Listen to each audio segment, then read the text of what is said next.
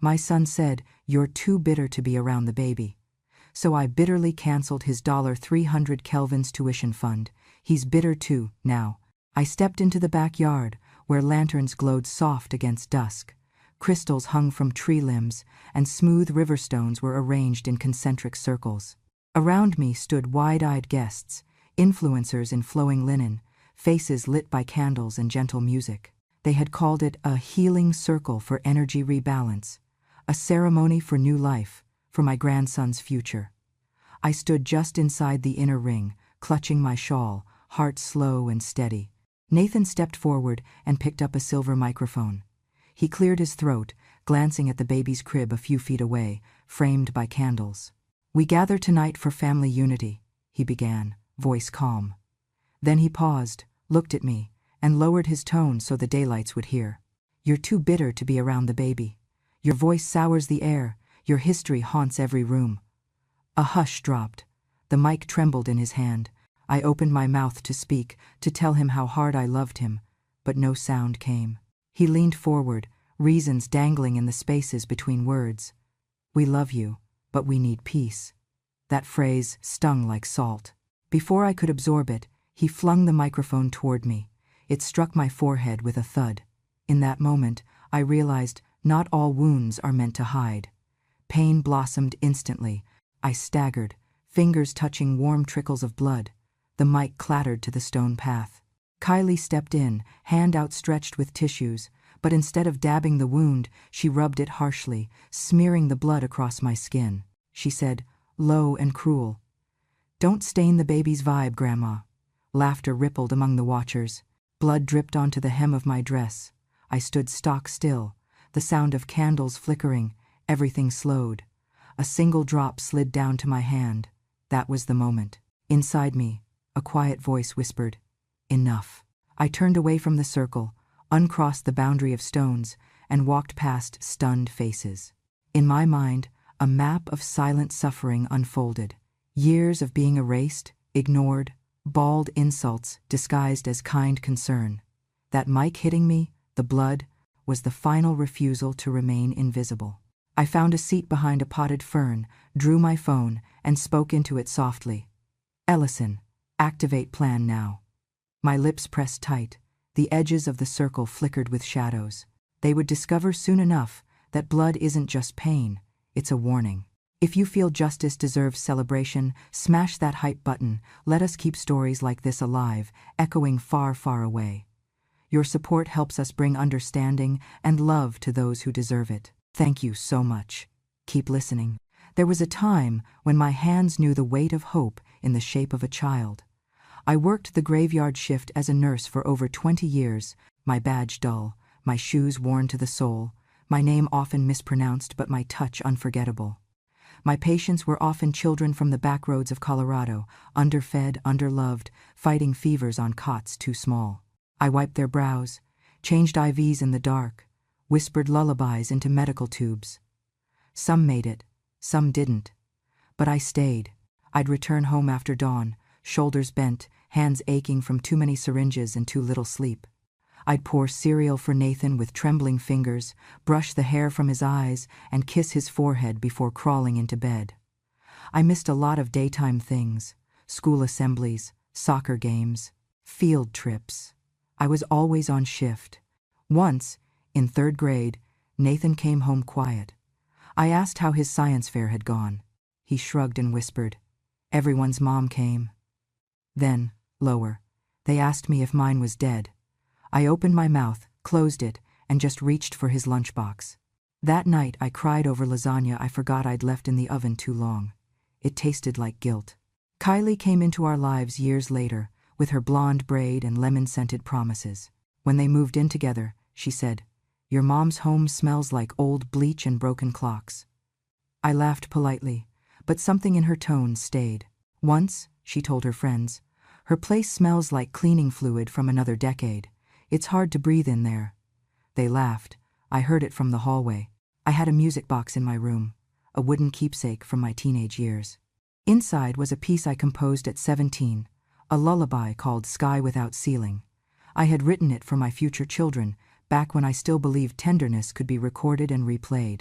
Nathan found the sheet music when he was in high school, read a few bars, and tossed it in the trash.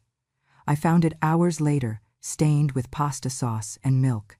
When I asked him why, he said, "It's outdated, doesn't match the vibe of my room." I didn't argue. I folded the paper and kept it anyway, inside a first aid kit, hidden among the gauze and saline.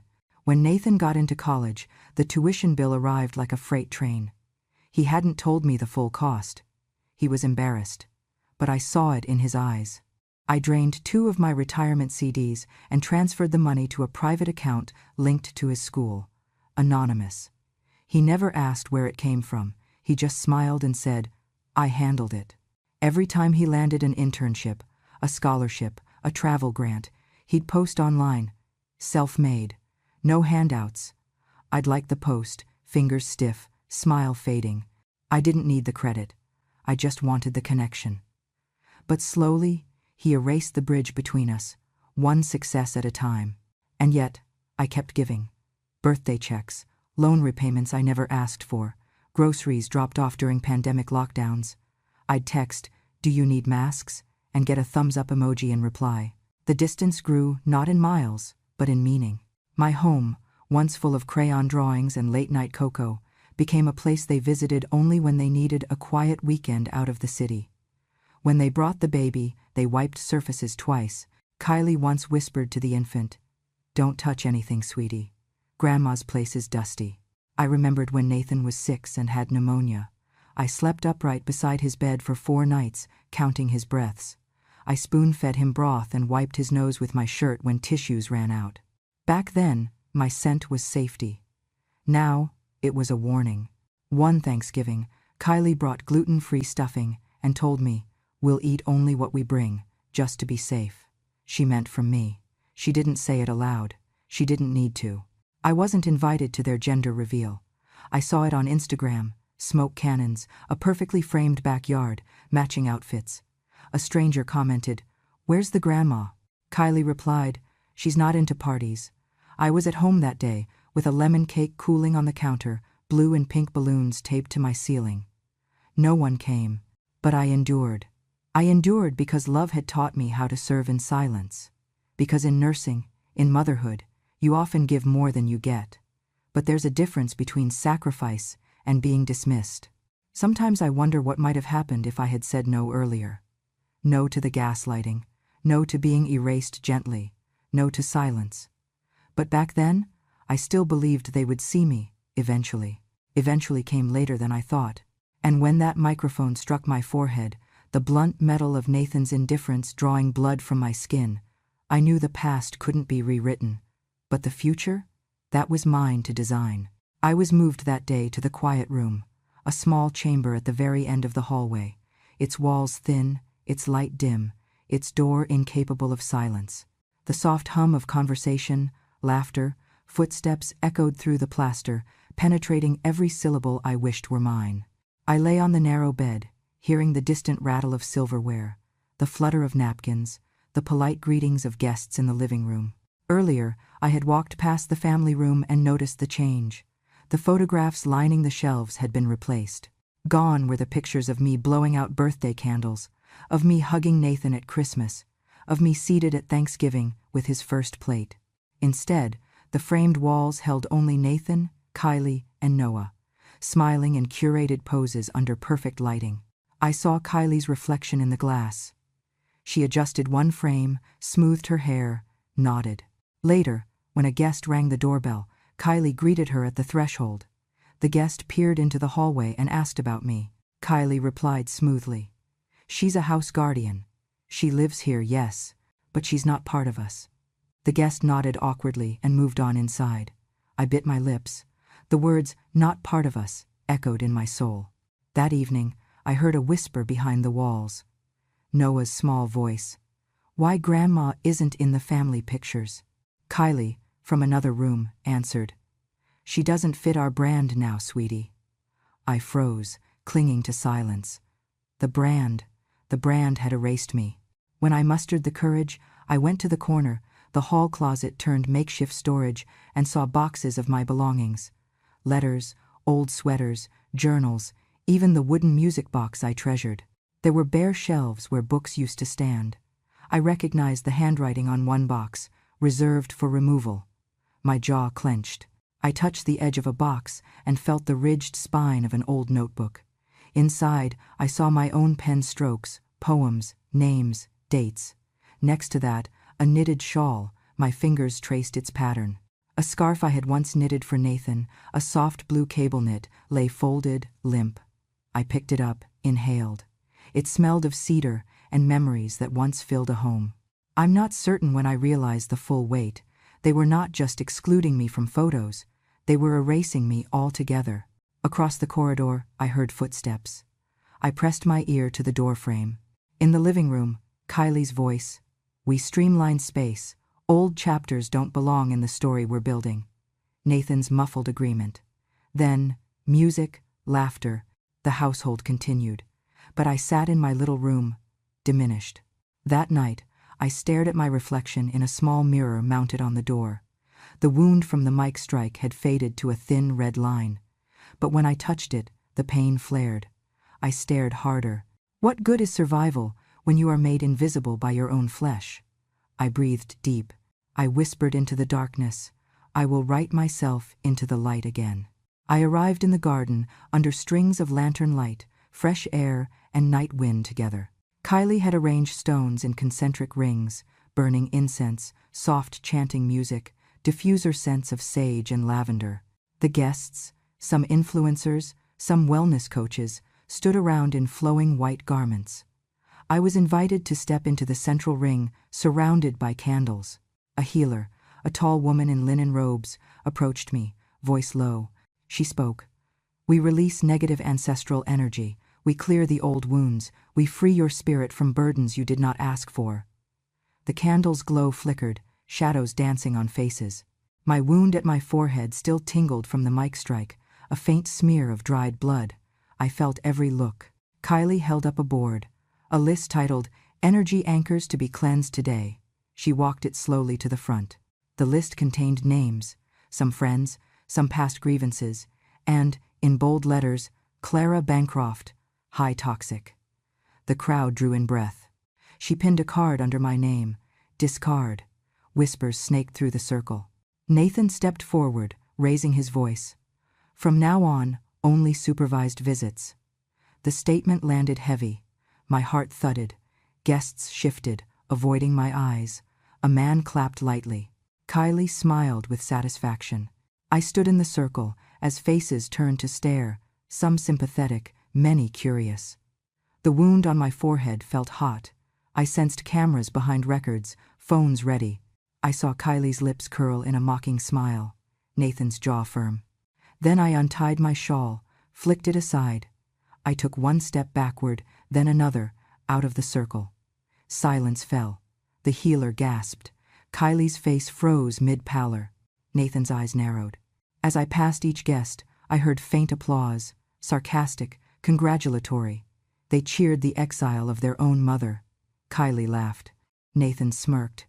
The detox phase is over. With that, he raised his gaze above me, arms folded. The music dimmed, the candles flickered. I did not cry. I only walked.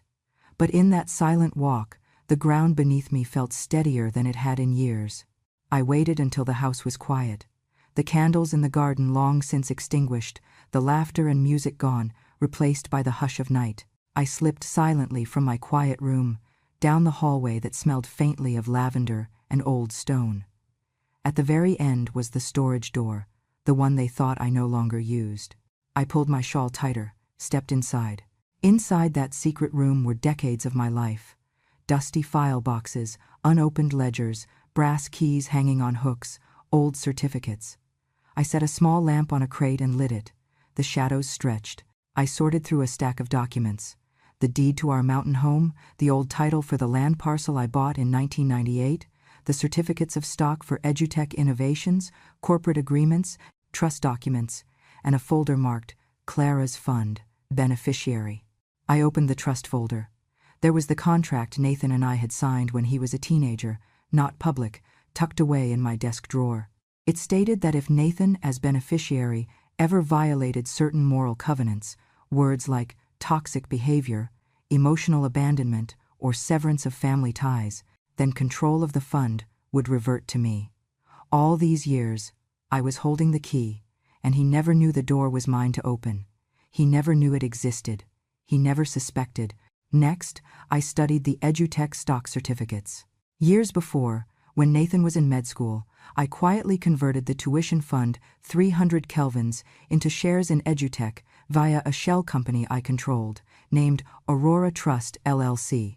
The shares had quietly grown in value as EduTech's mission expanded. Nathan thought the tuition fund was his. I knew all along it was still mine, cloaked under corporate ownership. Beside those stacks lay printed transcripts of text messages. Kylie telling her friends, "She stained the aura of this home. She's poison disguised as love." A file of Nathan messages, "You deserve to be cut off." Even a video file, the mic striking my forehead, the flash photography capturing the moment. I plugged the USB into my laptop, watched the clip, felt the sting of betrayal once more. But now it was proof. I and my lawyer, Ellison, had worked in secret. He had compiled a dossier of evidence, redacted versions ready for court filing. The trust contract, the corporate structure of Aurora Trust, the messages, the video, the stock agreements, all pointing one direction: the fund was legally retractable. With trembling fingers, I drafted an email to Nathan and Kylie. Subject: They canceled my fund, so I activate mine. You canceled my trust, terminated my rights. By our contract, you violated moral covenants. Effective immediately, control and distribution of the fund revert to me. Expect formal notice. Clara. I attached the trust contract, the stock agreement, and a screenshot of their messages. I double-checked before hitting send. The clock ticked, the silence was heavy. Then I stashed the documents, locked the secret room, and returned to my room. My heart pulsed. The war was no longer silent. The tools had been assembled. The accusation was delivered. Now, I would reclaim what was mine. I lay awake, the lamp's glow flickering on the ceiling. In its light, I saw strength, not bitterness, but justice. And tomorrow, they would see it too. I awoke to a message from Ellison. Notice sent. Control shift is effective. I sat in my room, heart hammering. It had begun. By mid-morning, Nathan's inbox flooded. Ellison's formal notice declared, due to breach of moral covenant as defined in the trust contract, Nathan no longer has rights to withdraw from the tuition fund. The legal basis was airtight, the contract I held secretly. The email read, effective immediately, all withdrawal privileges revoked, fund control reverted to Clara Bancroft. Almost simultaneously, his bank began sending alerts. Withdrawal denied, account access locked pending review. His payments for school loans were declined. He frantically phoned, but the lines cut. The institution managing the educational fund replied, requests cannot be processed, account under legal hold. Next, I activated the corporate mechanism I had prepared. The stocks in EduTech Innovations, held by the shell company Aurora Trust LLC, automatically transferred voting shares to me. Nathan lost his executive seat. The board meeting that afternoon recognized the transition. Clara Bancroft now held majority control over EdTech. Nathan's proposals were rejected, his access revoked. The empire of future education he thought to occupy was now under my name. That evening, I held a media event in our garden. Candles lit, camera crews, live stream setup. I played the video. Kylie mocking my energy. Nathan raving about, cutting off the bitterness.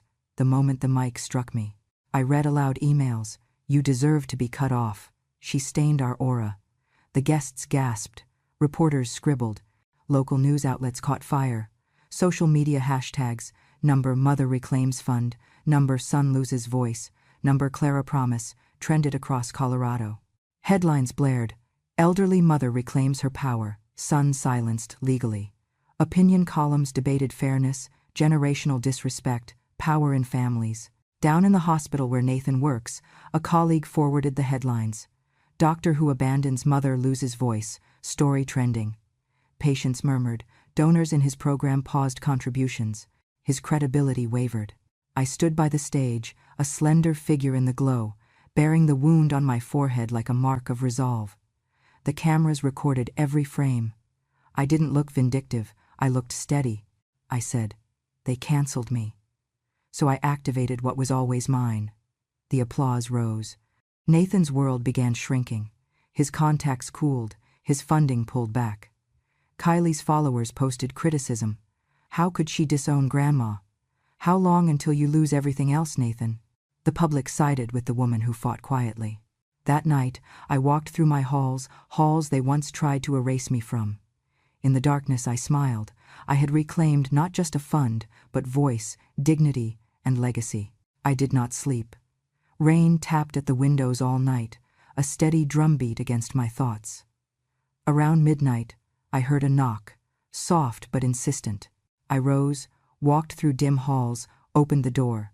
There stood Nathan, drenched umbrella collapsed in one hand, eyes red, coat heavy with water. Lightning flashed behind him. He swallowed. He said, voice trembling, "Mom, I didn't know. I'm sorry. Can we restore the fund? Please, I'll do anything." His breath curled in the cold air. I stood there, in the doorway, the scar on my forehead visible in the porch light. I did not invite him in. I looked at him, silent, for long seconds. Then I said, "You meant every word when you canceled me." The rain coursed down his collar. Behind him, little Noah appeared, in pajamas, clutching a stuffed bear. He squinted through the darkness. "They say Grandma is bitter," he said in a small voice. "I say she is strong." I felt the weight of that moment press on Nathan's face. Inside, Kylie's voice broke over a live stream. She had turned on her phone. "Mom, I was blinded by optics and fear. I'm sorry," she said with tears welling. Her apology played across screens. Simultaneously, messages and video copies were flooding Instagram, clips of Kylie mocking me, telling friends I stained the aura. Comments poured in, "Ungrateful daughter, mother reclaimed dignity." The court of public opinion had turned. Nathan's phone lit with calls. One was from the hospital administration. His voice crackled. "Dr. Bancroft, we've received complaints regarding your ethics. We may have to review your contract." Another from a client, "I'm withdrawing funding until scandal clears." His empire, built on appearance, reputation, was unspooling. I closed the door behind me and invited them into the living room. Water dripped from Nathan's shoes onto the rug. I gestured to a chair. He, Saturday Kylie, stood by the archway, teary, shoulders slumped. I spoke calmly. "The fund is no longer yours to ask about. Effective immediately, it will be renamed Clara Promise Fund, and it will serve children who have no voice, no access, no promise. Noah, as my first beneficiary, you will receive the first scholarship from it." I paused, letting the words settle in the room. "You asked to restore the fund. I restore nothing to you. I redirect it to others." Nathan opened his mouth to argue, but Noah tugged at his sleeve, whispered, "Daddy, stop." That moment echoed louder than any verbal fight. Kylie sobbed. "I never meant to hurt you." Her voice cracked under the weight of her own exposure, but the world had seen her cruelty now. Her brand, her followers, her curated image, all turned. Nathan bowed his head, his posture small. He realized that every act, every word, every cancellation had consequences. The calls came again. Kylie's live stream ended with a final tearful, "I lost my mirror when I lost respect for you." The crowd outside, behind windows, clicked shutters. He rose and faced me. "Mom, I want to rebuild. Please, let me help manage the scholarships." I shook my head. "No, Nathan, you need to rebuild yourself first. This fund is not your lifeline, it is mine now." Noah moved to me, slipped his hand into mine. His presence quieted the tension. Nathan looked between us, regret and loss mingling in his eyes. Kylie backed away. The thunder rolled. The rain fell harder. I walked past them to the window, gazed out at the garden drenched in silver. I felt the air clear, as though a storm had passed inside me. In that night's silence, Clara Promise Fund was no longer an idea. It was living truth. I had not humiliated them. I had held them accountable. For once, I used my strength instead of my silence. Nathan and Kylie left by the front door. They did not turn back. Noah stayed with me. I tucked him under a blanket. I sat with him at the kitchen table, warmed by lamplit mugs. Outside, the rain slowed to a hush. I whispered to myself. They said I was too bitter, but I made that bitterness into purpose. I opened the doors of the old library wing of our home and turned it into Clara's Financial Clarity, a weekly class for older adults who never learned how to arrange wills, manage small investments, understand trusts. I cleared shelves to make space, put up a whiteboard, laid out pamphlets about power of attorney, Social Security benefits, preserving assets across generations. People came, gray-haired women in sweaters, retired men with trembling hands, immigrants who never had formal training. They sat in folding chairs, notebooks open, eyes eager to learn. On the morning of the scholarship ceremony, I stepped out onto the front lawn. The sky was pale gold. I wore a simple dress, soft blue, with the faint scar on my forehead, hidden by a strand of hair. Guests gathered on folding chairs, students in caps, neighbors, reporters. A banner read, Clara Promise Fund, Scholarship Awards 2025. Noah stood beside me, small in a suit too big. I rose to speak. This fund is born of a promise I made to myself, that bitterness would not rule the rest of my life. Today, we give hope. 10 young Coloradans, from towns where opportunity is scarce, will receive scholarships to pursue education. I looked over the list of names. First one was Noah Bancroft. The audience's breath caught. Nathan stood in the back. He held his umbrella, water dripping from his coat. He had come, but remained in the shadows, not daring to cross forward. His lip trembled. He did not speak. I motioned for Noah forward. He walked in small steps, cheeks pink. I handed him the first check and the certificate. He looked up at me, eyes bright. "Grandma," he whispered to the microphone, "I'm proud of you." My throat tightened. I smiled, voice steady. "And I'm proud of you." Then I called the other 9 students, greeted each by name, placed checks in trembling hands, encouraged dreams, study, return, lift someone else. Among them was a girl named Maria, whose father had died and mother worked 2 jobs. Another was Diego, whose school lacked funding for his science lab. Their faces glowed. Their families clapped. Reporters photographed. After the ceremony, people mingled under string lights. Some thanked me. "Thank you for believing in seniors. You empower us to protect our futures." Nathan lingered behind a row of chairs, caught by Mrs. Parker, one of our longtime neighbors, who nodded at me respectfully. Kylie approached slowly, eyes damp. She said, voice low, "Mom, I want to rebuild bridges." I nodded, measured. Not full reconciliation, but recognition. Later, in the gathering dusk, Noah and I walked to the huge window of the main hall. The last light of day poured through glass panes, casting golden beams across the floor. I placed his hand in mine. He tilted his head. "Grandma, you turned your pain into power." I felt tears burn the surface of my eyes. I whispered, scarcely louder than wind. They said I was bitter. I turned bitterness into legacy. I closed the window and stood there in silence, watching shadows lengthen. The mansion behind me held echoes of battles, but also new footprints, students, neighbors, gentle conversations. Clara's Financial Clarity would continue. Clara Promise Fund would help many. My name, once erased, was now an anchor of purpose. Nathan remained outside, watching through the glass, uncertain. Maybe tomorrow he will cross the threshold. But for tonight, I held Noah in my arms, walked through the rooms I once felt excluded from, and breathed fully. The bitterness had softened, becoming the foundation, and I had rebuilt not just a fund, but my own life. After the ceremony, I didn't return to the back hallway room with the gray walls and the little twin bed. I went upstairs, to the attic room I once painted lemon yellow, where I used to dream about writing music before life demanded I forget I had a voice. For the first time in over 40 years, I uncovered the little electric organ I'd kept, boxed away. I placed it near the window. My fingers were stiff, slow, but the melody still knew its way home. I painted the walls a soft, warm ivory. I hung my old sketches, the ones I'd hidden for fear of judgment. I ordered a reprint of my favorite jazz album and let it echo through the halls like it belonged. Every morning, I dabbed lavender oil on my wrists, not for Kylie's high-vibration rituals, but because I liked how it smelled back when I worked the night shift and needed comfort on the walk home. I signed up for a slow dance class at the community center, just for seniors. At first, I worried they'd laugh at me.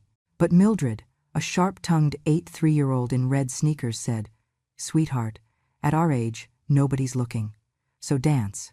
So, I danced. And I laughed. I no longer sat at someone else's table, listening to people speak about me as if I weren't in the room. Now, I spoke. Now, I lived. I started writing, tiny stories, fragments of memory. The night I held a child's hand while he fought fever. The time I crocheted scarves for orphans in December. The look on a mother's face when I told her baby would survive. I wrote them down, not because anyone asked me to, but because no one could stop me anymore. Every week, I emailed a small newsletter called Clara's Clarity Chronicle to 20 new friends, mostly grandmothers, widows, caregivers, women who were tired of being invisible. One wrote back, "Your stories make me feel like I matter again." One afternoon, while cleaning out old boxes, I found a letter Nathan had written when he was 9. The paper was yellowed, and the ink had bled a little, but the words were still clear. "Dear Mom, thank you for staying up late to make my costume for the school play. You're the best mom, even when tired." I folded it neatly and placed it in a small wooden frame, not for forgiveness, but for remembrance. There was love once. There was truth once. I reclaimed my maiden name, Clara Esquivel. A name full of music, of soil, of dignity. I was not just a mother, not just a grandmother. I was also someone's daughter, a woman who endured and bloomed. I bought myself a red dress. Not to impress anyone, not to attend any dinner, just to remember how it felt to be bold. I drank hot cocoa at night, just because I could. There were too many winters when I skipped dinner so Nathan could eat. Now, I eat for me.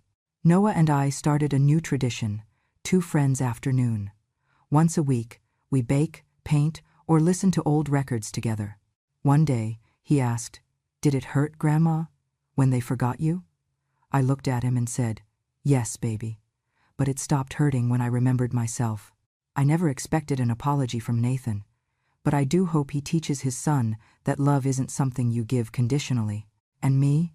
I live now as someone who was once labeled bitter and turned it into sweetness.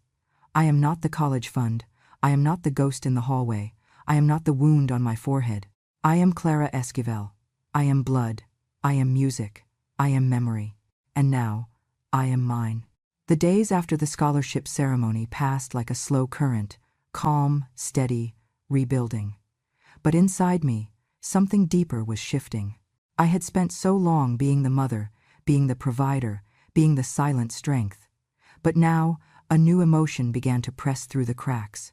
The possibility of belonging, the possibility of love, not conditional or transactional, but simple and real. One morning I awoke to birdsong and soft Colorado sunlight spilling in through the windows. Noah was still asleep. I looked at the musicals I had written, the paintings I had redrawn, the framed letter from young Nathan. They surrounded me with memory. Yet I felt something missing, a voice I had silenced in myself for decades. When I walked downstairs to the kitchen, I found a bouquet of wildflowers on the table, daisies, columbine, mountain poppies. No card. I paused, heart fluttering.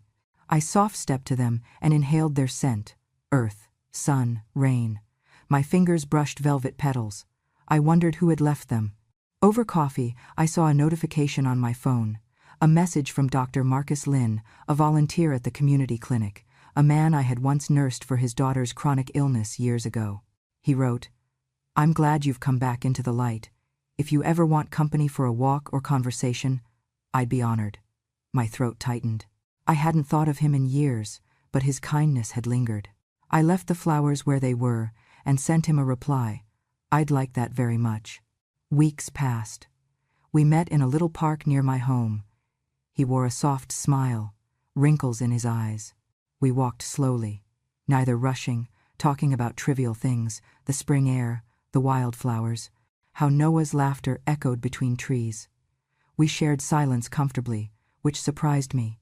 He didn't demand my story. He just listened. Sometimes he reached out and took my hand. It was gentle, unforced. One evening, as the sun dipped behind the mountains, Marcus drove me home. He parked and turned to me. "Clara, may I see your scar?" I blinked. But the scar at my forehead was real, a map of pain and purpose. I raised my hair, revealed it. He touched it lightly, not staring, just acknowledging. Then he spoke. "You carry your battles visibly, but you also carry your survival. You deserve tenderness too." I swallowed, heart raw. That evening, I lay awake in my room, with paintings, music, scholarship plans around me, and a new feeling warmed my chest. Perhaps I was no longer just the fighter, perhaps I could be the beloved too. The next few days, Marcus started visiting regularly, sometimes to bring a pot of soup, other times to sit quietly in my living room. He asked about my classes, quizzed me on financial terms I taught others. His curiosity was kind, his presence steady. One late afternoon, we walked up to the veranda. The sky turned rose and gold. He stopped, looked at me, and gently said, "I want you to know, you are not alone." My eyes stung. I leaned my head on his shoulder. In that moment, I let the walls between us settle. I let something new grow. I told him about the mic hitting me, the wound, the scholarship, the fund. I told him of the times I watched others love easily while I learned love through silence and sacrifice. He listened. He didn't interrupt. He didn't recoil. On a clear night, under a sky heavy with stars, Marcus and I walked along a path lit by lanterns. He paused and said softly, "May I kiss you?" My heart thundered. I nodded. His lips were careful, gentle, respectful. The world slipped away for a moment. No scandals, no legacy, no past wrongs, only two souls recognizing something precious between scars. I didn't sleep that night. I sat by the window, moonlight brushing my face. I remembered the years I refused to ask for more from life. I remembered the nights when even a wish felt too bold. And now here I was, letting myself be seen in a new way. The next day, I taught my class, Clara's Financial Clarity. I looked out at the faces of older women, many resigned, many hopeful. I felt strength in me I hadn't known. I realized that love does not erase strength, it amplifies it. Later that afternoon, Noah came in, shining with pride. He held a card. It read, "To Grandma, who shines bright." He jumped into my arms. I smelled glue, crayons, childhood. I kissed his cheek, and when Marcus came to greet us, Noah grabbed his hand and waved. Grandma's new friend. Nathan stood watching us through the glass, guarded and unsure. But he saw that I had more than power now. I had joy. One evening, after dinner, Marcus brought me a small wooden music box. He wound it. It played "Sky Without Ceiling," the lullaby I composed long ago. Tears blurred my vision. He leaned forward. "You deserve every note you ever wrote." I closed my eyes and let that truth sink in. In the months that followed, our relationship grew in its own quiet way. We did not shout love.